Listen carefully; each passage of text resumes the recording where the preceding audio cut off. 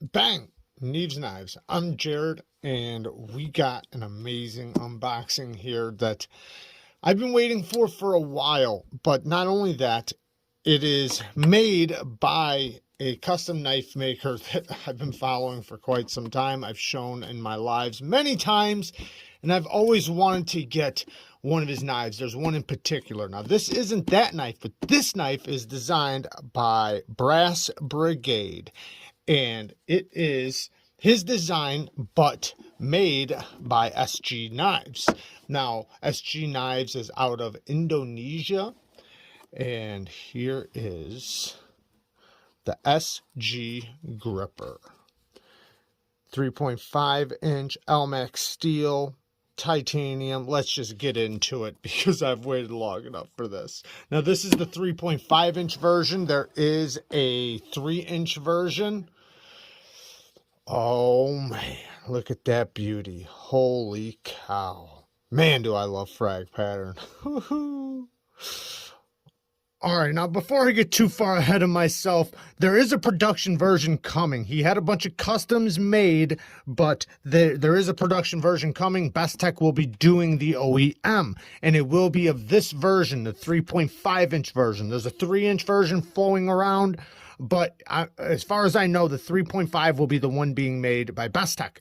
Now, he is selling some of the customs, you know, basically the prototypes of what's going to be made by Best Tech. Now, I don't know as far as any changes that will be made or anything from this exact example. I will say this, I'm not going to say any recommendations in this video after I hang on to it, you know, for 6 months to a year. Then maybe I'll come back and, you know, give my opinion.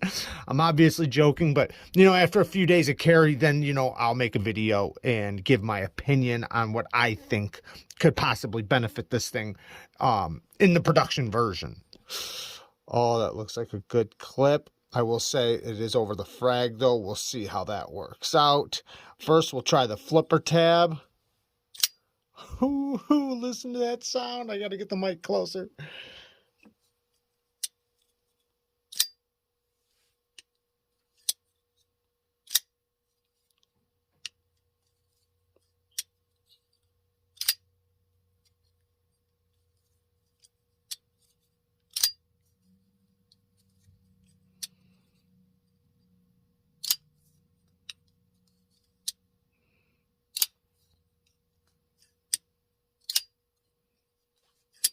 Now, this is a full custom done by SG Knives, but it's designed by Brass Brigade. Now, it is a deep hollow ground, Warncliffe blade. You can see how deeply ground it is. It is nice and thin behind the edge, very thin behind the edge. Good ergos. It is thin though, really thin in the hand, a lot thinner than I thought it was going to be. You can actually see how thin it actually is. You do have a nice forward finger choil, jimping all down that spine, so no matter how big your hands are or where you grab it at, you have jimping. Now, the front flipper, this isn't my cup of tea for this type of jimping for a front flipper, but with the stone wash and everything, it actually works pretty good. I was just trying to break the detent to see how it felt breaking the detent over and over. So it's actually not bad at all. The sound is amazing. Pretty much centered. It might be off a tiny bit. I don't care. It's a little loose. That could be why too. Now it has a special pivot, but that's just a little flathead, and I just tighten it up all the way. It was pretty loose.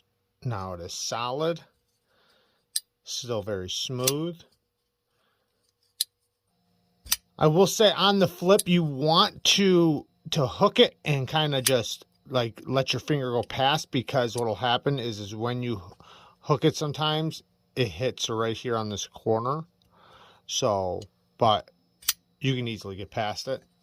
I actually watched, because he has his design, the one that I've been drooling over for a long time. I'll show a picture of it.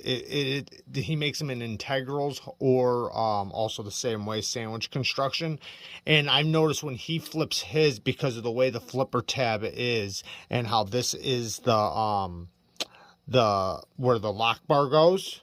You know, ooh, hoo, hoo, did you hear that? Where the lock face goes, right there. So since that's the same thing, you want to kind of hook it. And I noticed he did that too. That's the way he did it. So also you don't want to stop the front flipper from coming around right there like that.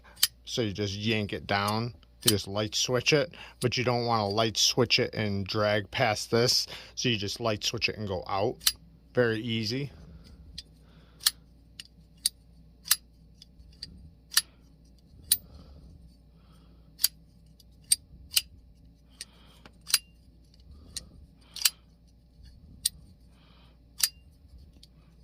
Fidget beast. But it's very easy. I mean, the flipper tab works great. It is nice and drop shutty. The action's really good. It does feel a little rough around the edges, but not bad. Definitely, you know, you can tell it is a custom, and I mean that in a good way. Everything is nicely fit. Is this the stop? Oh, wait, okay, so it does have a stop pin back there, right there. See how it curls around it? So it has a shouldered stop pin. Milling on the inside, no, but I wouldn't expect it. The access to the lock bar, a little tight, it is, but it's not bad. It does have a little lock stick, but you could either carburize the lock. Oh, it might be just oil on it. Let me wipe the oil off.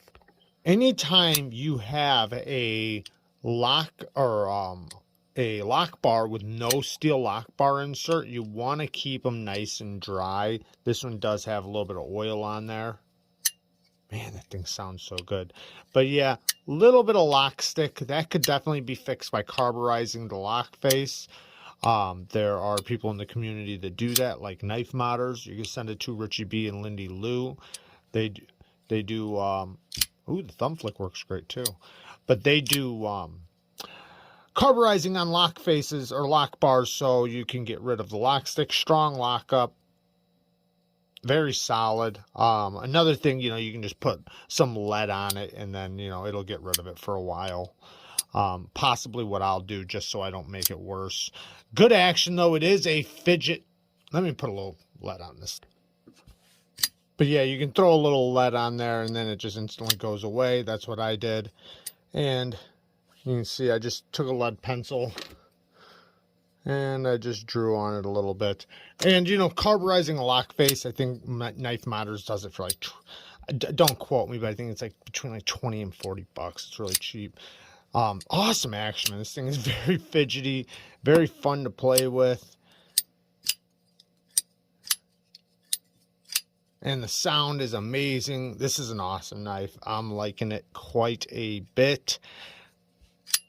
Man, that sound. I love that. Oh man, it sounds so good. I like the copper pivot collar. Try saying that 5 times fast. Copper pivot collar. Does have a nice edge on it. The grind, I wouldn't expect it to be perfectly even being a custom, but it looks pretty good. I like the plunge grind is far away from the edge, so you're going to have all of this to sharpen away. It does, one thing, you know, the blade, you know, I understand why it is the depth that it is, because you can see how far back it goes, but it does kind of seem like it should be taller in a way, broader, whatever you want to call it, you know, but then again, it's probably just, you know, an optical illusion because it does fit in there pretty nicely. Very cool, though. I am happy to finally get one of SG Custom Knives in hand, though. This thing is awesome. And, you know, I believe this one goes for right around $750 for a full custom LMAX steel, you know, and everything that comes with this, which is amazing, especially as a full custom. And you can do it left-handed. I should have said that from the start, very easily too. You just got to kind of hold a little bit lower on the lock, not too low, but just a little lower on the lock bar.